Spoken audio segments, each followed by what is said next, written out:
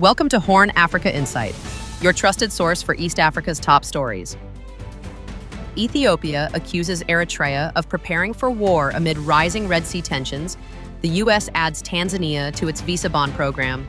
Somalia deepens its regional engagement with new education reforms and Red Sea diplomacy. And leaders gather in Nairobi for the 24th COMESA Summit. 4 stories shaping the Horn and beyond. Subscribe, like, and share to stay informed. #HornAfrica Insight. Ethiopia has accused Eritrea of preparing to wage war against it in coordination with opposition groups, the latest sign of escalating tensions between the two neighbors over Red Sea access. In a letter sent to UN Secretary General Antonio Guterres on October 9, 2025, Ethiopian Foreign Minister Gideon Timotheos claimed Eritrea's collaboration with hardline Tigray People's Liberation Front, TPLF factions has become more evident over the past few months. Eritrea has yet to respond formally, but its relationship with Ethiopia has deteriorated sharply in recent months. Since 2023, Addis Ababa has pushed for sovereign access to the Red Sea, a move that has alarmed Asmara. Gideon's letter alleges Eritrea and TPLF hardliners are funding and directing armed groups in Ethiopia's Amhara region, where Fano militias are fighting federal forces. Debretsion Gebre-Michael, a TPLF faction leader, dismissed the letter as fabricated and politically motivated.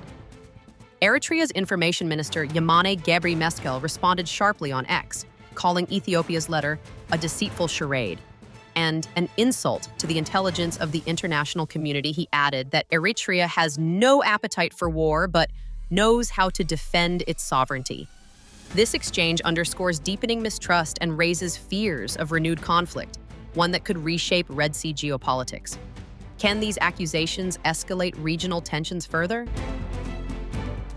The U.S. Embassy in Dar es Salaam has announced that effective October 23, 2025, Tanzania will join the U.S. visa bond pilot program, a policy requiring certain travelers to post a refundable bond before receiving a U.S. visa.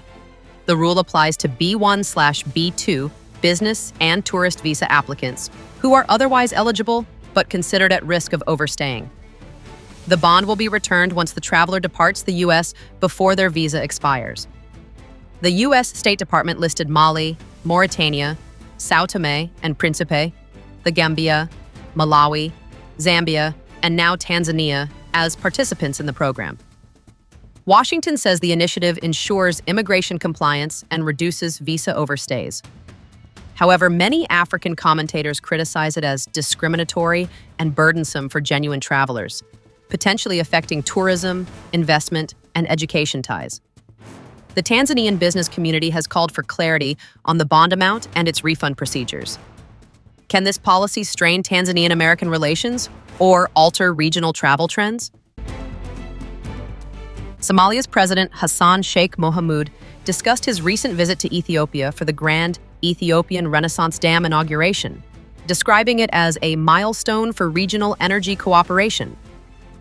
In an interview with Al Arabiya on October 8, 2025, Mohamud reaffirmed Somalia's strong ties with Egypt while emphasizing that Ethiopia remains a key neighbor sharing a 2,000-kilometer border and regional security obligations. He stated, "Somalia's relationship with Ethiopia does not compromise our bond with Egypt." Ethiopia is a part, of course, of the African Union mission here, as well as Egypt now. So our relationship with Ethiopia was not meant to compromise our strategic relationship with Egypt. Somalia is a country that has one motto, which is Somalia at peace with itself and at peace with the rest of the world. We seek peace with ourselves and the world. Mohamud expressed Somalia's readiness to mediate the Renaissance Dam negotiations between Ethiopia, Egypt, and Sudan, stressing peaceful dialogue that balances energy generation with water security. He also addressed concerns over Egypt's deployment to the African Union Support Mission in Somalia, AUSSOM, affirming that Somalia's decisions are sovereign. On Ethiopia's Red Sea remarks, Mohamud said there's no threat, noting that 16 African countries are landlocked but access the sea through established international norms. In a related development, President Mohamud announced that Somalia will introduce Swahili into its national education curriculum in a move to strengthen ties within the East African Community EAC. Speaking at the EAC summit in Mogadishu, Mohamud said Swahili will be taught at schools and universities nationwide alongside English, Arabic, and Somali. He called Swahili the language of East Africa and urged Somali universities, especially the Somali National University, to focus on its development. Education Minister Farah Sheikh Abdul Qadir added that the goal is to make Swahili a language of communication, trade, and learning across the country, even envisioning it replacing English in future EAC conferences. Swahili dialects already exist along Somalia's southern coast, and the language's influence has grown due to cross-border migration, AU peacekeeping missions, and Kenya's cultural ties. The reform signals Somalia's intent to deepen regional integration following its 2024 EAC membership. Can language and diplomacy together strengthen Somalia's East African identity? Leaders from across Eastern and Southern Africa gathered in Nairobi for the 24th COMESA Summit, celebrating the bloc's 30th anniversary under the theme, Leveraging Digitization for Inclusive Growth. Must now ignite and scale across our region. We must move decisively to digitalize every aspect of trade facilitation by investing jointly in physical and digital infrastructure, modern transport corridors, regional data centers, and secure cloud services. These digital superhighway excellencies must not end in our capitals.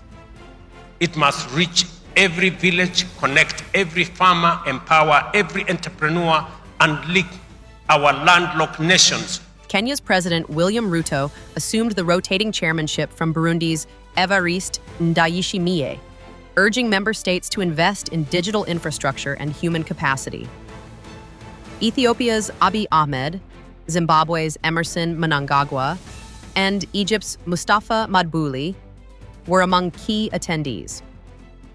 The summit features the COMESA EU Horticulture Connect and COMESA Business Forum, expected to attract hundreds of entrepreneurs, innovators, and policymakers. Delegates will explore digital trade, SME development, and peace and security issues across the bloc. President Ruto emphasized, digitalization will transform our markets and empower African innovators. The summit's resolutions could redefine cross-border trade efficiency, digital finance, and SME growth in Africa's largest regional economic community. Can COMESA's digital agenda bridge Africa's economic divide? From Ethiopia's rising Red Sea tensions to Tanzania's new visa policy, Somalia's Swahili initiative, and COMESA's digital future, the Horn remains dynamic and decisive. If you found this episode informative, don't forget to like, share, and subscribe for more weekly updates. Follow HornAfrica Insight on X for breaking developments, where East Africa's story shines. #HornAfrica Insight.